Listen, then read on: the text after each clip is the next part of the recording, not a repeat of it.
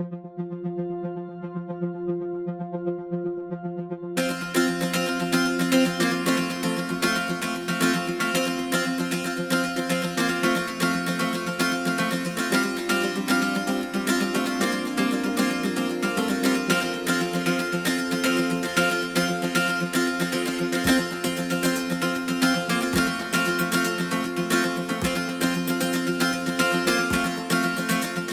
price of the beer Please was say. more than the price for that girl for the whole night. Yeah. So they'll have more a problem with that beer breaking than that something happening to that girl. For them, that girl is purely 100% just a product. For me, we as humans, as individuals, I think we have got a role to, when we pass on, that we have actually left this world, this earth, in a better place. Yeah, I love that. And we're better to start with than the next generation. Yeah. If we can have an impact on the next generation Yeah. and lift them up to the next level and help them and give them the tools to be able to go, what a better society will we have in 10, 20, 30 years' time. Yes.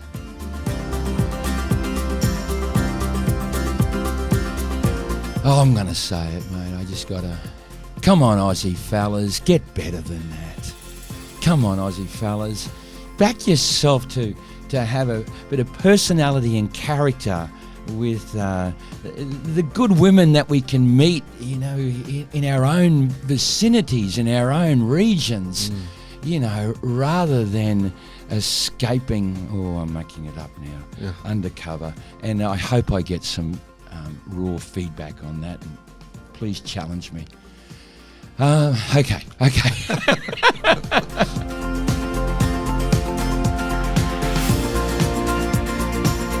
think we're all on a journey, but the whole thing is, as long as love keeps on increasing in our life, I believe we're on the right pathway. Is there any limit to it? I don't think so. I really don't believe so. I believe it can go, because it's nearly like when you think you've hit a level, then new things get opened up in front of you. You go realize there's so much more. Wow. And I think we're all growing. Yeah. Well, I think we're supposed to, as human beings. From the day we're born, there's this growth process, and I'm a firm believer. You know, you and I had a chat earlier on that I don't believe we're meant to just retire. I really believe we've got to have a purpose all the way through till we pass on. Well, dear listeners, beautiful listeners, thank you ever so much, because you have joined yet another episode of A Journey with Bernie. And why do I call you beautiful on this particular occasion? I'm just looking at the subscriptions. Is that the right word? Subscribers and followers and the shares and the likes. I am so appreciative that each and every one of you out there have responded to the call. And the good news, Marc Nuss, yes, dear listeners, now you've got the name of our guest. Wait till you hear what his business is all about. Just incredible. Now, I'm not going to call it Destiny's Child. Yes, thanks.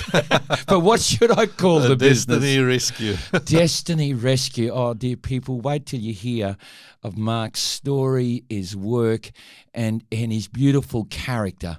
But again, let me just come back and thank you ever so much, because we're spreading the love, dear people. And I know that sounds a bit motherhoodish, but don't we all love our mother? But it's just beautiful that people are becoming more aware of what it means to be a more loving human being. Marc, that's what this podcast is all about. Marc Nuss, an absolute beautiful human being. Now, mate, I'm saying that with a wry smile on my face, because if you tell us the nature of your wonderful work, and it's going to shock some people, but tell us that, because that will give us a reflection of who you are. Destiny Rescue. Introduce us to it. Well, thanks so much, Bernie. Thanks for having me on today. Destiny Rescue is a not-for-profit organisation that got started out of Australia over now 22 years ago by a gentleman called Tony Kerwin, that in very short overheard two guys talk about that they got offered two children, to have sex with and basically have them for the whole night. And that rocked his world. And him being a father of young daughters himself at that stage, just like really that hit him to the core, and he started investigating and realizing what a huge problem it is. So, if you look at the World Labour Organization, their 2016-17 report guesstimates that about 1 million children are trafficked into the sex industry. 1 million? Yeah, children. over 1 million children. And that the illegal sex industry is a 99 billion plus annual turnover year business. And it's the fastest growing illegal industry in the world and the second largest behind drugs. And so we as Destiny Rescue got started, like I said, by Tony, and we realized very early on that if the children could have just said, "Here I am, help me, rescue me," they would have been rescued. Yeah. But we realized very early on we had to go where they are. And one of the ways we worked out is to basically act like sex tourists, because sex tourism is what kind of started this industry, started fueling this industry. And we started going undercover as sex tourists, looking for children that have been trafficked into these horrible places. Let's get into, I use the word specifics, just a little bit more broader context here. Tony, did he hear this in Sydney? Did he hear of this? These two guys wanting young children? This was in Thailand. This is in Thailand? In Thailand, yes. Bangkok, Phuket? I believe it was in Bangkok, but I don't know the exact specific location. But yeah, it was in Thailand. And why I heard it in Thailand? Because Thailand was one of those nations that sex tourists would travel to from all over the world. So you had people traveling in their main purpose for traveling to these countries because it's cheap flights, cheap accommodation, and also, unfortunately, cheaper sex if they pay for it. And so what happens is it really, sex tourism became a thing. Am I out of place here? Like I find it strange that there is even a need to pay for sex. Well, yes, but unfortunately it is a industry, if you want to put it that way, that's been with us from the turn of time. Yeah, welcome to humanity. Okay, get off my high horse here, Bernie. So let's just go to Bangkok, Thailand, okay? Yeah. What percentage of sex tourism is coming from Australians? Yeah, very good question. Moving into those countries. In the late 90s, a report was done by the Johns Hopkins University from the US, and they researched Thailand specifically, and I believe it was around the 65 to 68% of sex tourists in Thailand around that time were Australians. Wow! Because you've got to think of a proximity, close. We're probably the closest Western nation to it. Easy to get there, easy access, but over time, so it's nearly like we were one of the first adopters, of this new form of tourism, and then as time would grow, obviously more and more people come from different countries. So now it's literally if you're sitting undercover, you're literally hearing German accents, Russian, South African, England, you name it, all over the world, Americans, etc. Yeah. So, but yeah, unfortunately, we were one of the first adopters originally of this industry. Yeah. Oh, I'm going to say it, mate. I just got to, come on, Aussie fellas, get better than that. Come on, Aussie fellas. Back yourself to have a bit of personality and character with the good women that we can meet, in our own vicinities, in our own regions, rather than escaping, I'm making it up now, undercover. And I hope I get some raw feedback on that, and please challenge me. Okay.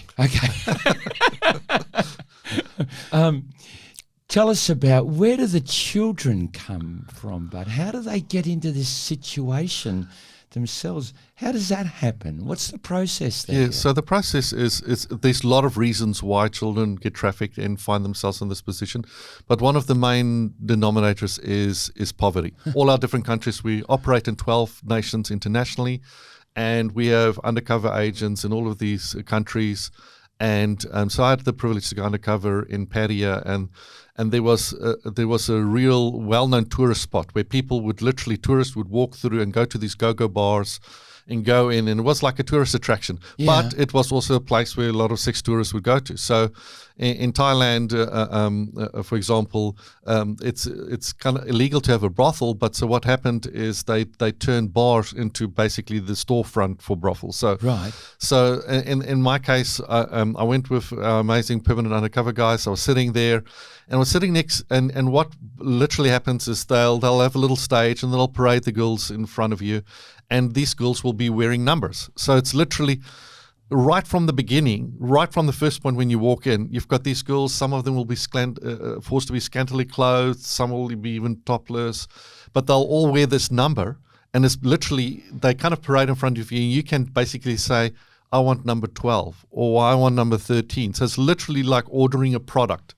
So I remember, I'll never forget, number 43. And that was, and I just wanted for the listeners also let them know that when we use names, we'll use fake names because we protect our children all the way through. So my girl, number 43, and that was just the number that they gave. She came and sat next to me, and I call her Sugi. So Sugi was the first time that I was involved, sitting there with a girl, and basically we were getting actually getting the place ready to be raided. But I'll explain that a little bit later. But so I'm sitting there next to Sugi, and you've got a little girl that's sitting, and she's not looking up, she's not looking me in the eyes, and the way she's seating herself, she's actually got her little arms crossed and her whole body. It's nearly like she's trying to make herself as small as possible. Yeah. And it's a self-defense mechanism. Yeah. So, and Suki's little story, I'll just give you the background to explain how she got there. So Suki was in school with a 10-year-old sister. Yeah. So now you already can get an idea of where the age lies. So she's with a 10-year-old sister in school. Both parents are working. Life's good. Unfortunately for her, dad unfortunately suddenly dies. He dies in a car accident. And her mother, who wasn't the main bread income earner, she could see her mother struggling. And so Sugi, out of the kindness of her own heart, decides, you know what, Mom, I'm going to help you. I'm going to go to the closest bigger city and look for work. And in her mind, she was literally thinking she's going to work at a restaurant. But you're saying Sugi's either 8 or 12. You're saying she's either side of her 10-year-old sister. Yeah, so her younger 10-year-old sister, so she ended up being 13. So, right, okay. Yep. So with Sugi, so here you've got a little girl, literally out of kindness and goodness of her own heart, goes to a bigger city thinking she's going to work in a restaurant, naively thought she's going to wash dishes or serve customers, but have a job. And the whole idea was, Mom, I'll go there, work, until you get back on your feet, get a better job, and then I'll come back into school. So in her mind, that this is going to only be a short gap. And unfortunately for her, that happens to so many girls. The wrong people got hold of Sugi, and they railroaded her into selling her little body to dirty johns flying in from all over the world. Yeah. And so that's where I then end up sitting next to Sugi. So you've got this little beautiful girl, but at that stage, she was already 4 months in it, being forced to sleep with these guys that come in from all over around the world. She's just known as a number 43, that's it. Yeah. And in our conversations along the way, I kind of asked Sugi, I probably pushed it a little bit, but I asked Sugi, if you could have stayed in school, what is it that you wanted to do?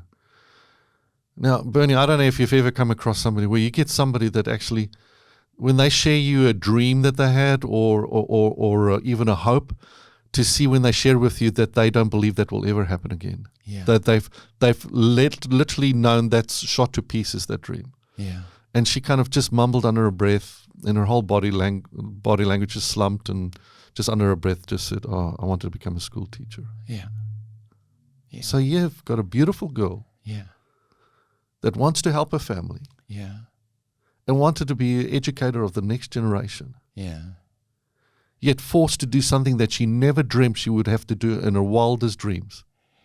And Bernie, I'm sorry, but this is not what, in our modern world, this should not be. Yeah, that's what. This should not be. Why have we gotten as a society to a point where we see children as purely as a product? Yeah. And it still affects me when I think of her, because I can still see her clearly. Yeah. That child should never, ever, ever have been placed in that position. Absolutely. And it's not a cultural thing. Sometimes people wipe it off as a cultural thing. It's not a cultural thing. They've got dreams just as much as our children have their dreams. And yet, I'm sitting next to a girl that's the same age as one of my own daughters. Yeah. And here's the thing: we've we've rescued since 2011. We came up to 2011, and we realized we were so busy doing rescues and working and expanding and doing our work, and Destiny Rescue, literally everybody wears multiple hats. It's we try and run it as efficient, effectively as possible. And anyway, so at 2011 we decided, all right, we'll start at zero, because we hadn't clear records of how many we had, clear numbers. We couldn't tell hand on heart, this is how many we've rescued. So we thought, all right, let's just start at zero. So 2011 we started at zero. We've rescued now over 13,500 individuals. Wow.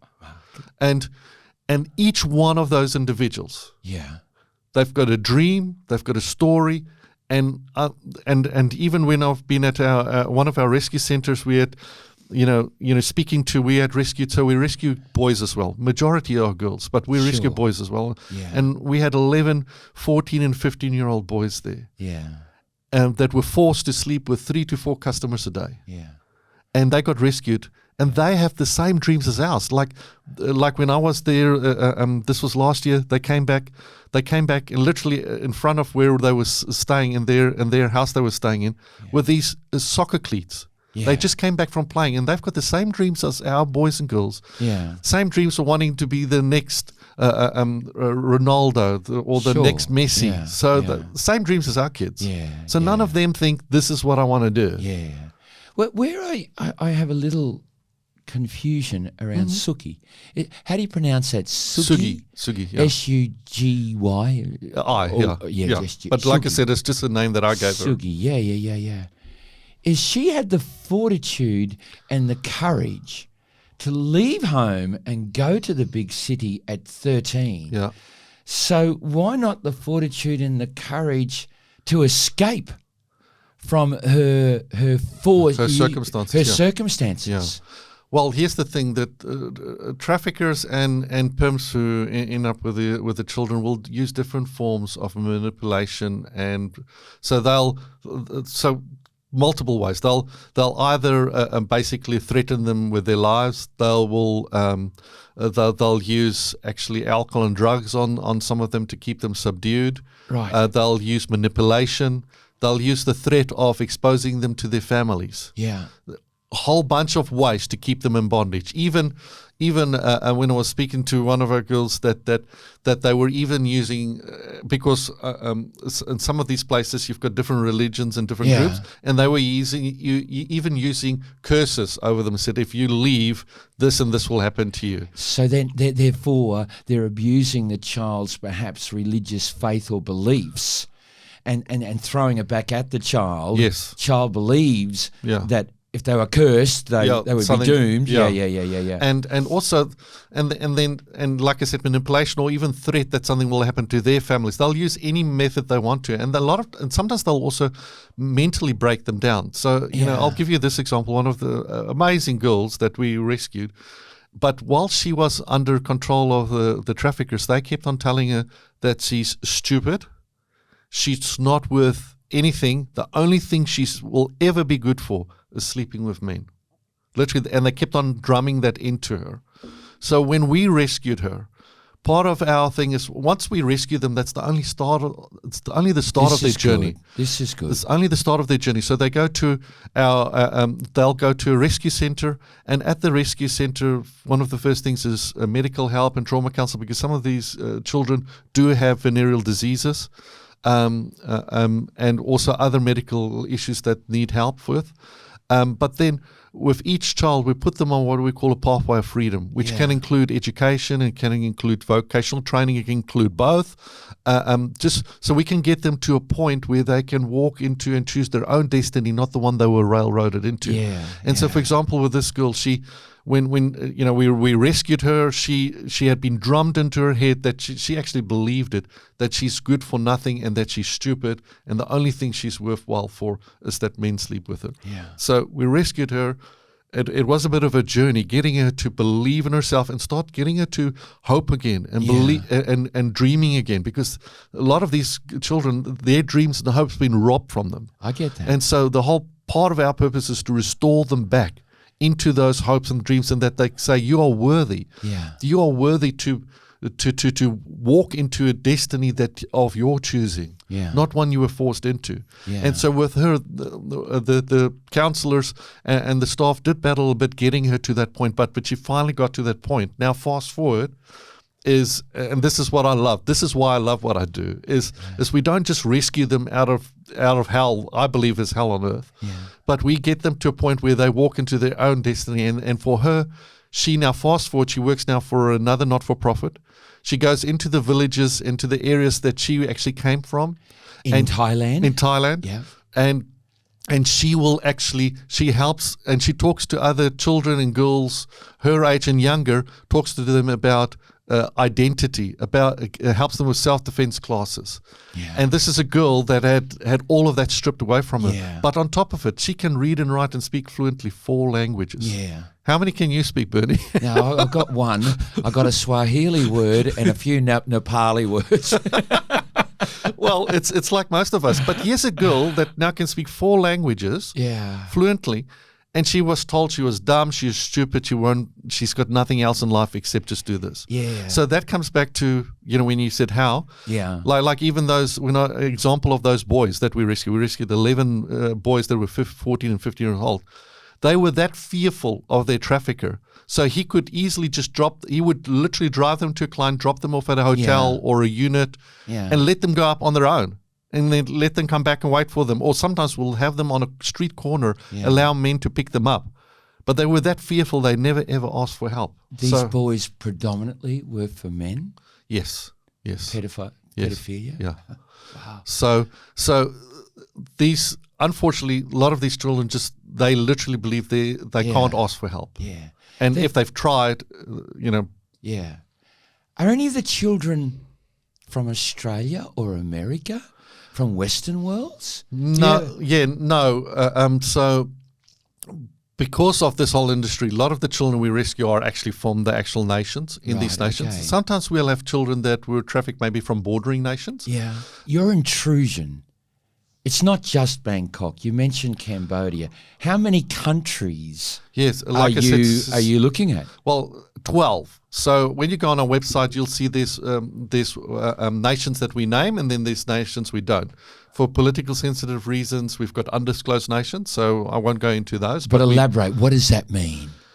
Political sensitive is that the countries usually don't like that we're drawing attention to the fact that they've got a big problem.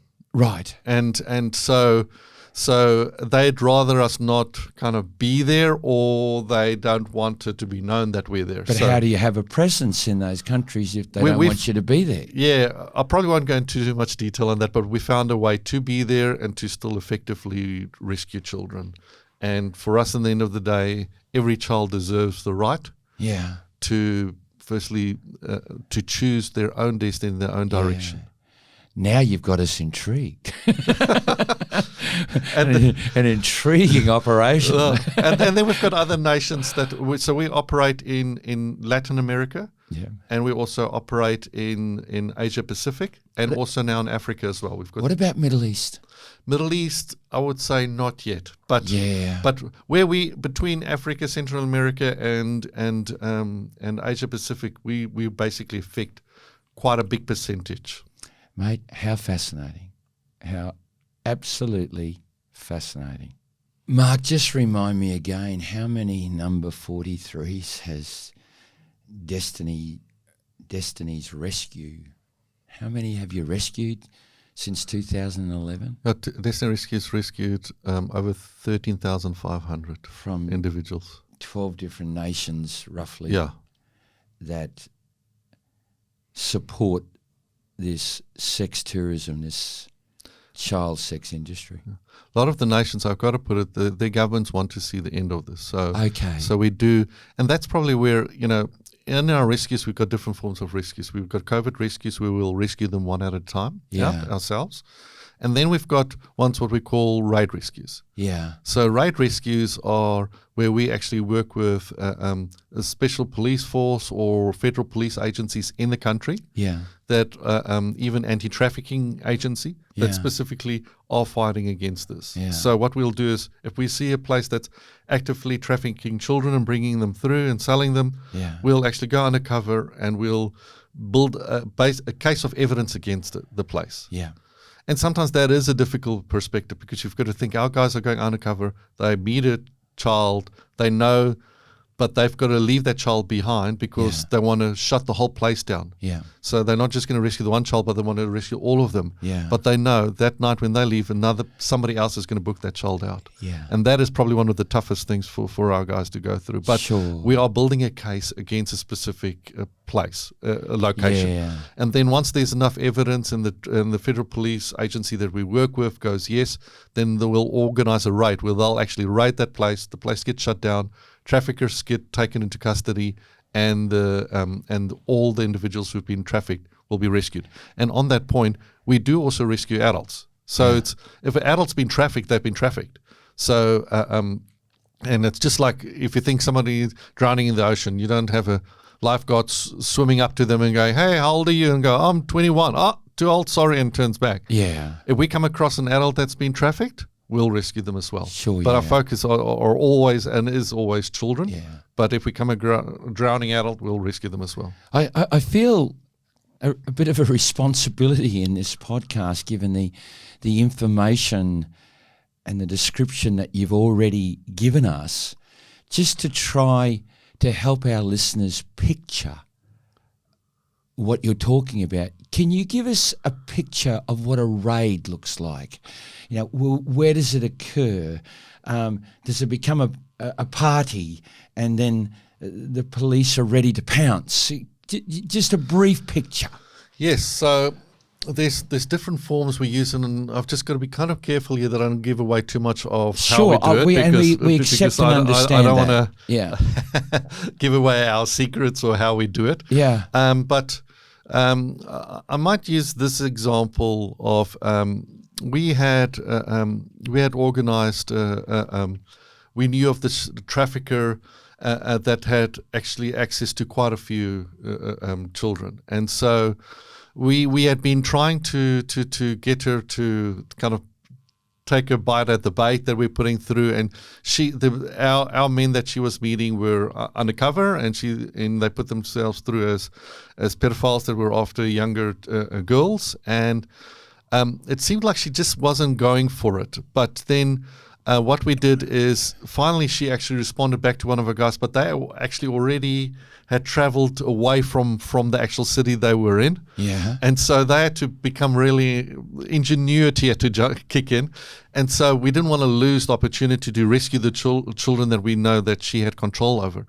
And so what we did there was organize like a bit of a house party. So we organized a unit and told her to bring all the children and basically said, listen. All the children, like how many? Well, in this case, I think there was about a recollection between 11 and 14 and now children in this case. And to get her to bring it to a unit that we had organized and said, we're going to have a party there. And the guys that have been talking to us said, listen, we're going to have a party there. But they already had left the city. So what they had to do is actually, they tried to work out, they said, all right, we're going to have it at this time. This was all happening very quickly. And we knew we had to react pretty quickly on it. And so we said, all right, what we're going to do is we'll meet you at 8 o'clock at this. One of our staff members that's close by, so we organized, a couple of our guys that was literally there in the city, and they organized an undercover policeman to come with them. But they said, oh, they'll be there. They'll start talking to. We're just stuck in traffic. Yeah. And the guys jumped into the car, made sure it was dark, and took like a video call to her. And said, hey, we're here, and they had beer glasses, but they're on the opposite side of the world, like beer bottles, and go, yeah, this is good. They had the music playing, and they're like, oh, how good is this story? We stuck in traffic because there was lots of traffic anyway, naturally there. Yeah. It's just like, we're stuck in traffic, but we'll be there soon. Just wait, we'll be there in half, 20 minutes time or whatever time they gave. Yeah. And so the trafficker boarded hook, line, and sinker, and basically had all the girls in there. And one of our guys that was on site there already, that was the, to see some of these girls and just even the fear in their little eyes. Yeah, that's what. And there was even a young boy in there as well, and a few things. So, but anyway, long story short, kind of set it up, and as soon as she had paid money, the police raided the place, and all the children were rescued. Yeah, is the Thailand government? Are they strong in their want to shut it down? Oh, totally. That's great news, Mark. Oh, totally. They even had an ad campaign quite a few years ago where they actually put, as soon as you arrived at the international airport, they said, welcome to Thailand. Thailand is about, come to Thailand for the right reasons. Come for our natural beauty. Dear people, this is not an interruption to the podcast. It is a beautiful invitation for you to join a journey with Bernie, April 2024 in Nepal, to experience Kathmandu, Kagandra Vocational School for 550 disabled children, and of course, the enormous, the magnificent Himalayas. The spirit of Nepal will invade your soul, the peace and the calm of the people. It's not something you can just get anywhere. You will learn so much from your experiences around Kathmandu, and of course, that mighty adventure, that wonderful, glorious trek to the magnificent Himalayas, where you will have a first-hand encounter with Sagarmatha, Mother Goddess herself, Mount Everest. Dear people, this is unforgettable. This is an experience that will invade every fibre of your body. It is not possible to return as the same person that left. +61 412 982 444. Text me, dear people. Text me on that number and I will have an information kit to you. Your private invitation to join us in April 2024. Nepal is calling you. Yeah, Mark, this is a remarkable podcast so far. Hopefully not too heavy for your listeners. Well, it is about love. Your rescue, your operation is the great act of love in a circumstance of catastrophe. And so there is so much to be aware of. I think it's an act of love in that it calls people to also question, what do I stand for? Where do I stand with respect to matters like we're talking about? There's so much in it, and yet it's so confusing because it's so dark, this topic. Reminding myself that this is a podcast about listeners finding within themselves how to become more loving. I want to now start personalising it around Marc Nuss. Oh, yeah. And the answer to this question around why do you do what you do, you could talk about the outcome, right? Yep. But if you don't mind, why do you do what you do? What's in it for Marc Nuss? Like, how does it make you feel as a human being to be doing what you do? How does it bring purpose and meaning to your life? Well, that's got many layers to it. But for me, foremost, just from the onset, just want to say I count it actually a privilege to be part of an organisation like Destiny Rescue. To see your organisation that basically goes into places that people wouldn't even dare to go into and dream to go into. To find these children that need help, that need rescue. But then for me then to see the transformation, how, in the end of the day, for me the champions in our story, the heroes in our story are our children that we rescue. Yeah. Because you've got kids that the most traumatic thing that you can think of has happened to them. Yeah. Yet they find the courage. Yeah. With the help, they find also the direction for their own lives, and they walk ahead into their own destinies. Yeah. To where, if we think now, 22 years in this journey. Yeah. we're seeing the generational effect. We're seeing these children that when you find them, they're at this most vulnerable, broken state. But then fast forward it, you've got girls that are now married, they've got jobs, and they've got their own children. Yeah. And their children are born in a level that their own parents didn't, that their own mother didn't experience. Sure. And for me, that is just to see that transformational point go through. You see it. How does it impact you? How does it make you a more effective, beautiful human being? What does it do for you? Well, if you talk to my wife, I don't think I'll be fitting that bill exactly. But no, what I love about, and I'm including basically most people that work for all people that work for Destiny Rescue. There is a motivation of each one's got their own story, probably why they do it. But for me, it is. For me, we as humans, as individuals, I think we have got a role to, when we pass on, that we have actually left this world, this earth, in a better place. Yeah, I love that. And we're better to start with than the next generation. Yeah. If we can have an impact on the next generation and lift them up to the next level and help them and give them the tools to be able to go, what a better society will we have in 10, 20, 30 years' time? Yes. If you've got all these individuals that you've been able to actually help in whatever way you can. Each one of us at Destiny has got different roles we've got to play.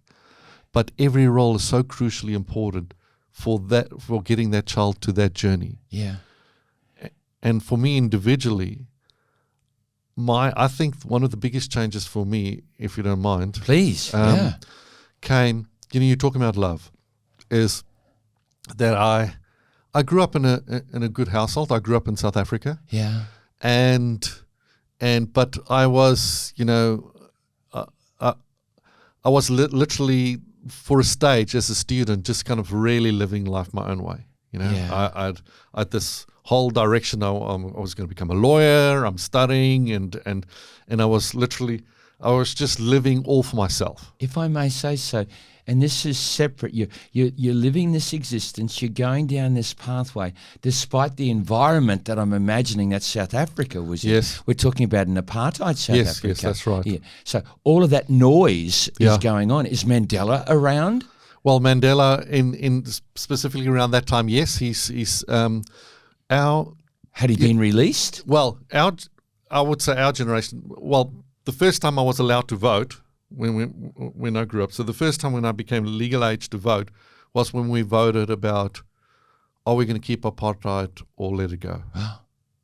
And so each, everybody had cast their vote, and I know from what I can recall, and I think the stats will be there, that probably at the younger generation, the majority were the ones who said, no, this can't be anymore. Yeah. Because we've seen enough of the world around us. We've seen enough of things that you go, this can't be right. Like, for me, I remember still, I grew up in a city, and you had people, you had apartheid. So, black and white didn't live together unless you had a servant working in your house, and that. I grew up in a household where my dad and parents, we didn't really have like servants living with us or anything like that. When I say servants, a black lady or a black man working in the house, because my parents right from early on said, this is not real. Yeah. You've got to learn to do things on your own feet. Yeah. But I remember we drove and we stopped in a small town. We were staying in this motel, and I remember it was Alco Rooms, is this place, because it just was such a eye-opener for me as a teenage boy. So we're staying in this motel, and next minute I hear like this horn go off through the town, like basically it was the horn you would hear if a tornado would be coming. Not that we have them there, but it was that. It was like the whole town heard it. This big horn went off. Yeah. And I asked my dad, what's that? And he said, no, that horn is to notify that there can't be any black people in the town. They've got to leave. They've got to go to their section, to their township, because they're not allowed to be there after a certain time. I've never heard of that. No, and I think a lot of people haven't. But Yeah. for me, I remember that was for me probably a moment where I go, wait a minute, how can this be? Yeah. And probably I would say that's when my eyes started opening, because if you live just in a certain environment the whole time, you're born in an environment, you need certain things that's kind of a bit of a circuit breaker to pull you out of that and go start asking questions. Yeah. And I would say as a young, I'm trying to think, I think I probably was about 12 years old or 13. Yeah. I started asking those questions, and I wasn't the only one. Quite a few people, of our generations probably started asking the questions. Is there a religious foundation in your family that fueled a different perspective? Oh yes, for myself personally, yes. So for me, I grew up in a Lutheran church environment and also Dutch Reformed church environment, but that was, interestingly, there you still had people living, going to church separately. White and black would go separately, so the segregation was right through the system. Welcome to Christianity. Yeah, and so what I did is, as soon as I think at the age of 16, you had confirmation. I literally, that's the last time the church saw me. I was gone, because what I saw was religion. There was nothing else, no relationship. Yeah. Then for myself personally. So I was living, like I said, I was living life for myself, going for it. I had all these goals, going for it. And then at a stage, I really liked this one girl, and her name's Erica, and blonde hair, blue eyes, and she liked me as well. But we were studying at different universities. And then one day during break, holiday period, we were back in the same city, and I phoned her and I said, "Hey, Erica, when you want to go out, there's this open air concert. You want to go with me to the concert?" And she kind of yes, I would love to, but just want to let you know there's been a bit of a change in my life. I said, "Oh, what's that?" She said, "Oh, I'm a born again Christian." And I'm like, "What?" And then she tried to explain to me, and I just said, "Oh, happy clappies." And she said, "Hey, if that's what you want to call me, that's fine." And that was a terminology we used for Christian. Well, that I used anyway. Yeah. And she said, "Yeah." So, but I said, "Well, you still want to go out?" And she says, "Yes." And I said, "Great." And I went with her out. We had a great night. And I said, "All right, let's go out again tomorrow." And tomorrow night. And she said, "Yes, but do you mind coming with me? I'm going to this small church that's out of a school hall. We can go to church and then go out." And I was she had a plan for you, pal. And I was like, and I was screaming, and I'm like, no, I don't want to do that, but I really wanted to go out with her. And so I was like, all right, we go out afterwards. All right, fine, I'll go. Now, I know maybe your listeners will go but everybody, each to their own, Absolutely. So, but this is reality for me. Yeah. So the only way I can explain it is the moment I walked into this school hall, they already were playing, music, worshiping. We came in a bit late. The only way I can explain to it is as if suddenly somebody switched on this big, massive spotlight, was shining on me, and I could literally feel, and it radiated just this pure love that I had never experienced. Yeah. Yeah. It was tangible for me, but just this intense, pure love. Yeah. And then while I'm in the service, I can't remember a word that the preacher preached or anything, but literally just these words. And, people was just reverberating through my soul, these words, "Mark, you'll stop your nonsense and you'll follow me."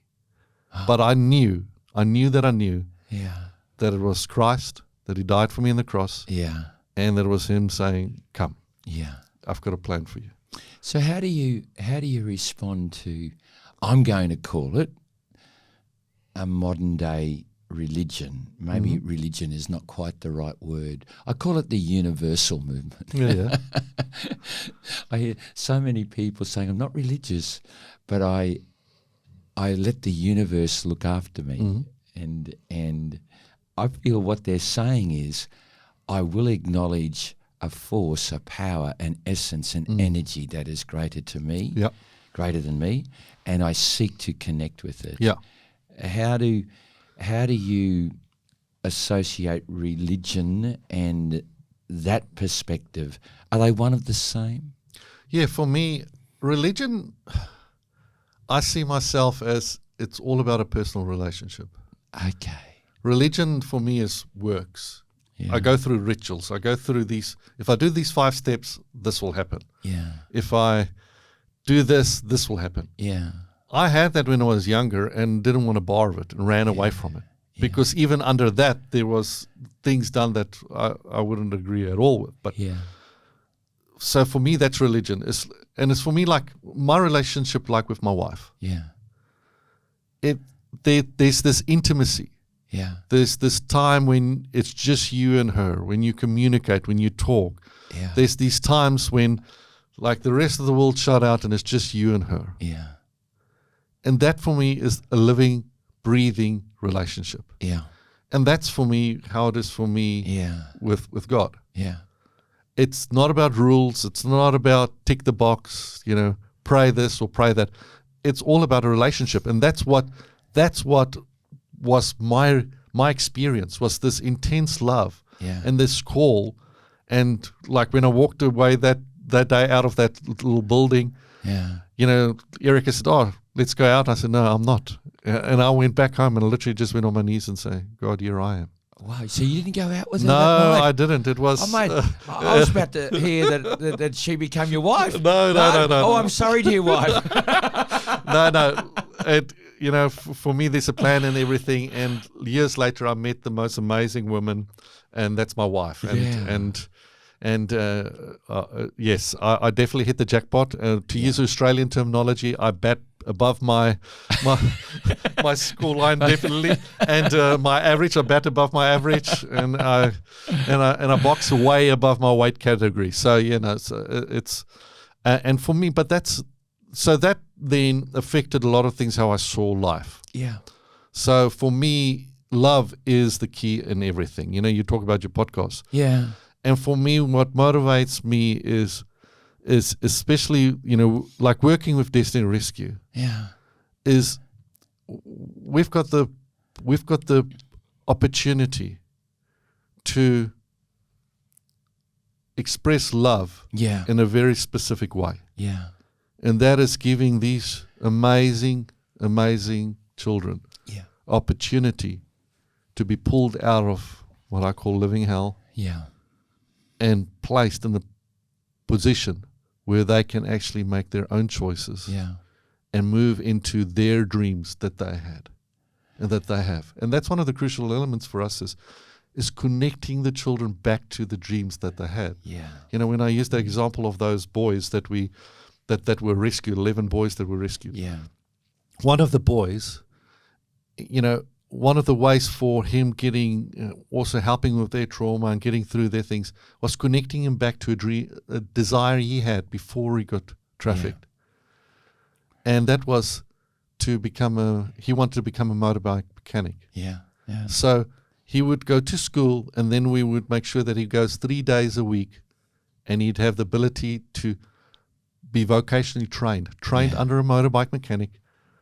Will train them up to become a mechanic. And just to see that, just when he started talking about that, just the smile on his face, that for me is worth everything. Yeah. So far, Mark, we've heard about your remarkable current journey, the work that you do with Destiny's Rescue, but I think we've started to understand the foundation of why you're drawn to that type of work. I heard it in your South African foundation. Mark, you may feel that this is an unusual question, but this is what I'm seeing in you and hearing from you in this discussion so far. Amazing current experience of so many different shades and colours through your work of Destiny's Rescue. Can't imagine what that teaches you about yourself and about people and about life. But I think I started to understand why you'd be drawn to that work, because I've heard of your foundation in South Africa and what a volatile environment that was while you were growing up. And even then, the opportunity to see a Mandela and to be so close to such a figure as a model. And I'm trying to put that whole journey together. And I'm imagining this, so don't let me put words in your mouth. Yeah. I'm imagining that your capacity to love in your life's journey, without even knowing how many years you've been upon the planet, Yeah. right? And there's many more to come, Yeah. right? We hope, Yeah. we trust, Definitely. right? But in that journey, I can only imagine that your capacity to love at the moment is perhaps at its highest it's ever been in your life's journey. Is that a fair comment, or are there other distractions which dilute your opportunity to be that beautiful, loving human? Oh, I think there's a lot of opportunities that you can get in life when it's difficult to choose love, if you're going to put it that way. Yeah. But I think we all are on a journey, right? Yeah. And so we get a lot of opportunities where because sometimes love is a decision. Oh, well, wow. And so we get opportunities to not choose love along our journey. So therefore you're talking about it's a momentary decision. It's Yes. an event decision. Yes. What if it was a life decision? Well, it can be a life decision, but it's still got to be outworking. It's got to look like something. Yeah. Love looks like something, right? I can say, I love you, Bernie, and those are words. Yeah. And yes, words have meaning, words have Yeah. power, but if it just stays with words and you're not seeing the actions, Yeah. actions is what, so love looks like something. So love is action. Yes. And Love so has to be action. that's right. Yeah. And the old saying, love is a verb. There's Yeah. there's a doing behind it. Yeah. And so for me, the journey, this journey, and especially also working with Desiree, gave me new ways of expressing love that I've never, like, if you would have told me 20 years ago I'd be doing where I'm working now, that was not part of the paradigm where my mind was going. But you couldn't see it back I then. couldn't see that back then, exactly. You couldn't see Destiny's Rescue, but could you see yourself standing for a justice? Could you see yourself in servitude to humanity? I think, like I said, that salvation moment in my life is Yeah. what put me on that pathway. So yes, I definitely was looking for ways of actually being a better human and affecting the world around me. And I'm a firm believer of love is the language. This is so finding ways of expressing that and being a better person around myself. Does it mean I've not made mistakes along the way? Oh, definitely. Welcome to humanity. Yeah, totally. And made some doozies where if I could go back in time and take it away, reverse it, I would. But I don't have that capability. So all I can do is work from what's in front of me right now and forward. Yeah. And that is then making these and coming to these times when you've got to make these decisions where you choose love above something else. And there's opportunities. Sometimes people will do things to you, Yeah. whether it's on purpose or well-meaning people doing the wrong thing or evil-meaning people doing the wrong thing. Yeah. We've got a choice. How am I going to react to that situation right there in this moment and in this time? Yeah. And so for me, to answer you, have I gotten there? I would say No, I didn't say that. I didn't say have you gotten there. I've said in the journey of your life so far, have you maximized it on the assumption that there's always more to go? Okay, with the assumption that there's always more to go, yes, I think I am. I am on that journey. But if I look at myself and I can look at myself and go, oh man, there are places that I should have made different decisions along the way. So I think we're all on a journey, but the whole thing is, as long as love keeps on increasing in our life, I believe we're on the right pathway. Is there any limit to it? I don't think so. I really don't believe so. I believe it can go, because it's nearly like when you think you've hit a level, then new things get opened up in front of you and you go realize there's so much more. Wow. And I think we're all growing. Yeah. Well, I think we're supposed to as human beings. From the day we're born, there's this growth process. And I'm a firm believer, you and I had a chat earlier on, that I don't believe we're meant to just retire. I really believe we've got to have a purpose all the way through till we pass on. Yeah, but are you dare suggesting there's almost a commentary coming from you that we're all on the life's journey. Yeah. We're all growing. Yeah. But are you dare suggesting that at the heart of our humanity is we're all growing to actually discover that love is all there is? Yes. I would say yes. From myself, just my experience in life, the more people, and sometimes people need the help to introduce them to that. If all they've known was pain and suffering and all these different things, sometimes we've got to be the hands that help them say, listen, there's a better way. Mark, we need to wind up, my good friend. And it just feels so right for me to ask a couple of questions to end it up. Do you see love as a lifestyle? Is love a way of life that is available to all? Yes, I'm a firm believer it is. Yeah. But like I said, it starts with choices. Yeah. Decisions, even when we don't feel like it. Yeah, I feel as if love can be a lifestyle, but people have got to be aware of the value and the power of that lifestyle versus the one that is so often presented to them by society's culture. Yes, totally. You know. And of course the other question has got to be, here we are talking about it, but the Marc Nuss definition, please. What is love? What is love in your eyes? For me, and this is probably, coming from my paradigm, from a Christian viewpoint, but true love is firstly unconditional. Can we be unconditional? Surely that's divine. No, but we can if we make those decisions. Yeah. If I choose to love a person despite their actions. Yeah. For me, what a great example of Mother Teresa. She loved what people called unlovable. Yeah. And she would get right in there with them.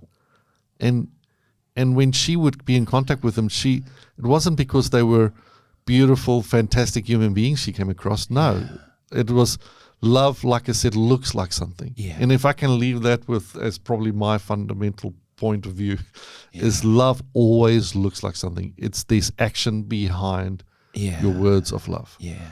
And for me, so love is unconditional. Yeah.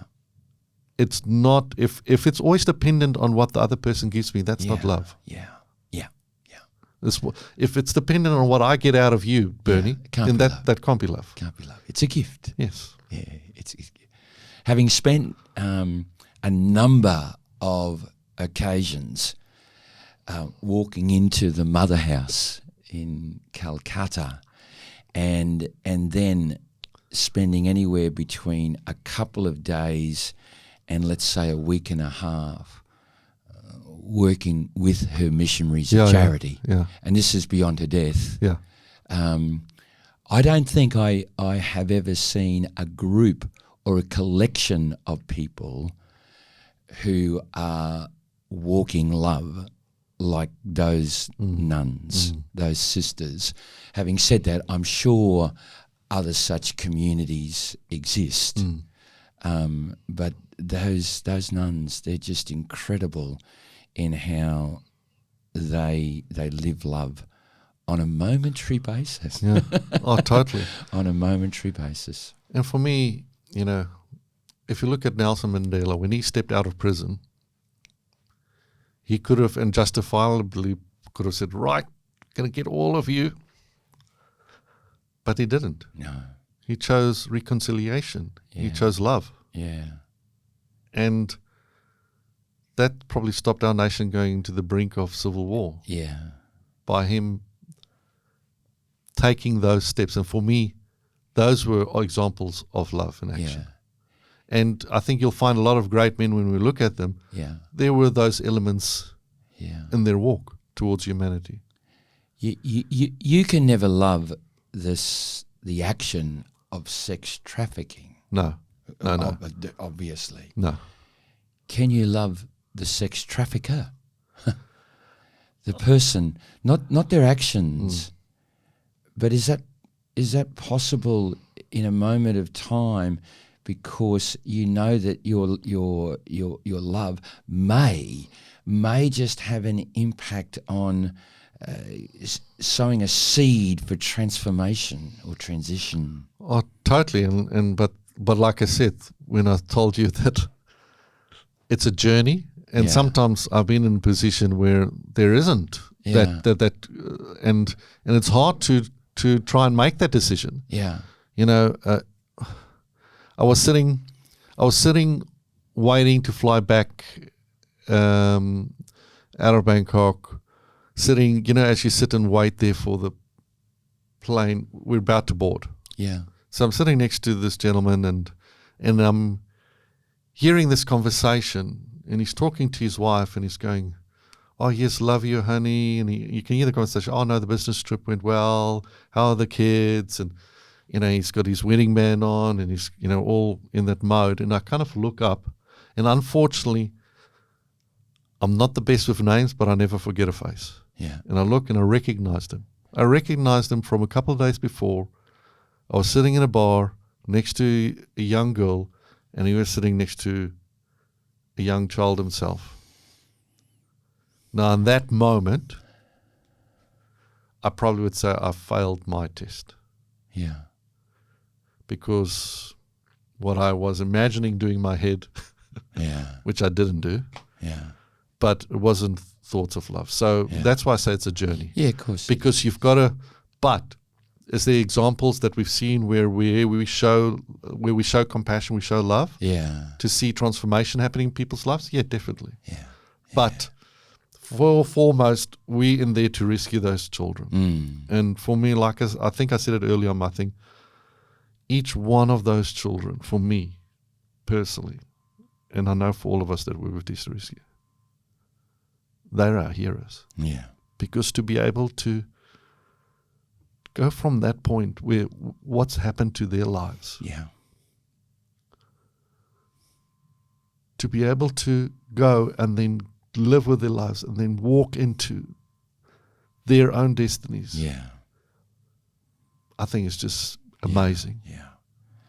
Well, Mark, I can't imagine the degree or the potency of love that you and all your wonderful people that work for Destiny's Rescue bring to each of those beautiful children.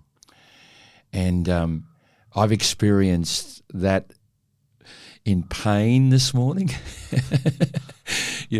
But I've actually experienced the love of your work and the love of you. I'm feeling the anguish and the pain of the stories that you've been telling. Someone once said recently, the pain and the anguish feels like the road that's traveling south. And then they said, and then when you're feeling on love and you're moving forward, it's the road traveling north. But then if you look behind, you actually realise it's the same road. Yeah. It's the same road. It's just a continuum. It's because of one that you can actually feel the other. I just want to thank you ever so much, my dear friend, for enlightening us, for making us aware, for calling us to stand for justice, to look within ourselves and to ask ourselves, what are we doing? What can we do? What other causes and injustices that are all around us that we should be not turning a blind eye to, but finding loving courage within ourselves to strengthen us as a loving human being through our actions. Yeah. So that we too can be fulfilled by making the world we touch a better place, just as you do. My dear friend, thanks ever so much for being part of A Journey with Bernie. Thank you so much. And I'm really kind of privileged being part of this. And thank you so much. And thanks for highlighting Destiny Rescue to your listeners. I really appreciate it because we're a not-for-profit.